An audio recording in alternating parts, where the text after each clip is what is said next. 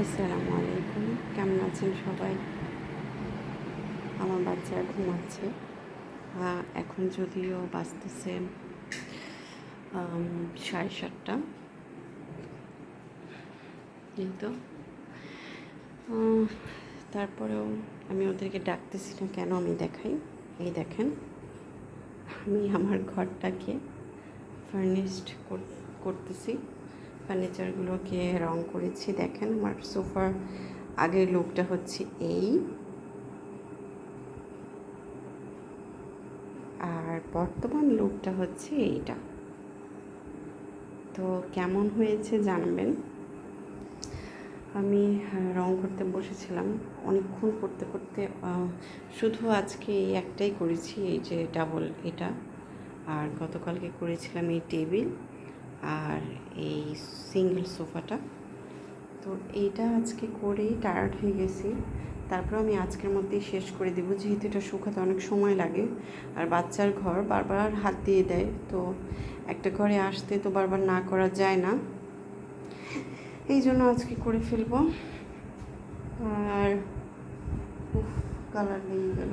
আচ্ছা, আর এটা হচ্ছে আমার শোকেস। দেখেন, এটাও আমি রং করেছি নিজের হাতে। কেমন হয়েছে এটা জানাবেন।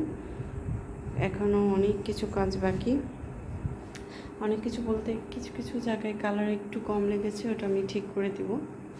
আর আপনার একটা কালার, মানে প্রথমে একটা কালার থাকলে আবার ওইটার উপরে আরেকটা কালার বসাতে একটু কষ্ট হয়। সেই জন্যই ফার্নিচারের দোকানদাররা ফার্নিচারে আপনার সিরিজ কাগজ, 120 নম্বর সিরিজ কাগজ দিয়ে আগে ফার্নিচারের কালারটা তুলে দেন আপনার নতুন করে ক্লিয়ার বার্নিশ দিয়ে দেন আবার যে রঙটা করতে যাচ্ছে সেটা দেয়। তো আমাদের যেহেতু বাসা বাড়িতে এটা সম্ভব না, সিরিজ কাগজ দিয়ে যদি ঘষা মাজা করতে চাই তো অনেক সময় লাগবে। তার উপর হচ্ছে ঘরে অনেক ধুলাবালি লাগবে, জমবে, যেহেতু বাচ্চা আছে ছোট, ডাস্ট অ্যালার্জি হবে। আমার বাচ্চার দুইটারই ডাস্ট অ্যালার্জি, সেই জন্য এগুলো ঝামেলাতে যাইনি। আমি এনামেল পেইন্ট এনে এনামেল পেইন্ট করে দিয়েছি। আমি একটু দেখাই কাছ থেকে। আর এটা হচ্ছে গোল্ডেন কালারটা, আমি যেটা আমার আলমারিতে এবং ড্রেসিং টেবিলে দিয়েছি, আমার আগের ভিডিওতে আছে।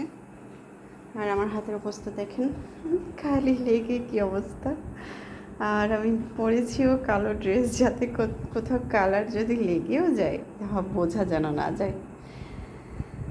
আচ্ছা, আমি তাহলে এখন এটা করতে বসবো। আপনাদের ভাইয়া এখনও অফিস থেকে আসেনি, আসবে, হয়তো রাস্তায় আছে, চলে আসবে। আর বাচ্চারা ওঠার আগেই আমি কাজ করে ফেলি।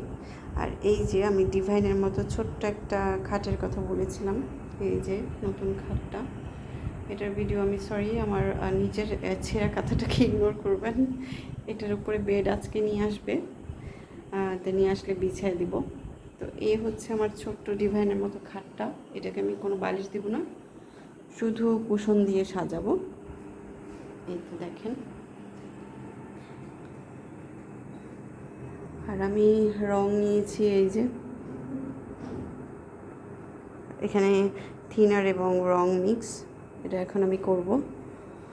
তো আমার চ্যানেলটা প্লিজ সাবস্ক্রাইব করবেন, আমার সাথে থাকবেন। আমি ছোট্ট একটা মানুষ, আমাকে সঙ্গ দেবেন, সাপোর্ট করবেন, আর আমাদের জন্য দোয়া করবেন। আল্লাহ হাফেজ।